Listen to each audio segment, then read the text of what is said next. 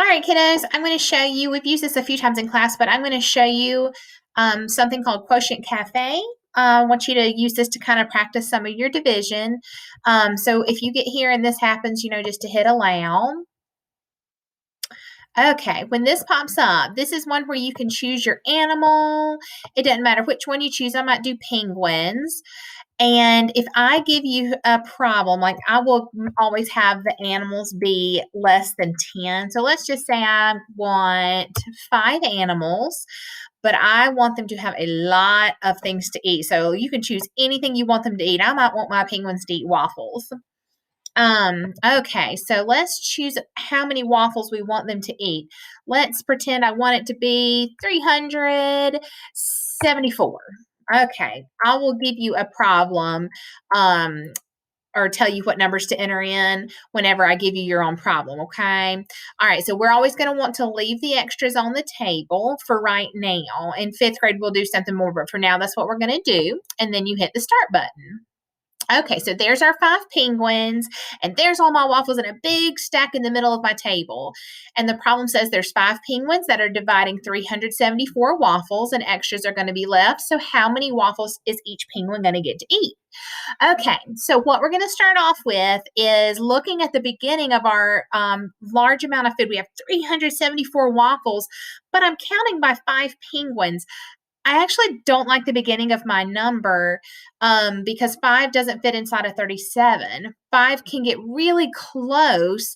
If I did 5 times 7, I could get up to 35, which is really close. But if I did not just 5 times 7, but 5 times 70, I could give every single penguin 70 waffles.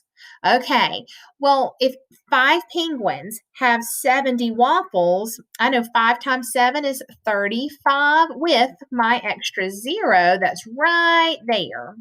So I need to put it there. So that's how many waffles all 5 penguins are eating right now. Okay. All right, and then it wants to know how many are left on the table now. Well, now you just subtract. All right, I have 3 in my ones place and 2 in my tens. Oh no, we got to check to see if what's wrong. Okay, so let's check it again. We have 24. Let's check it again. All right.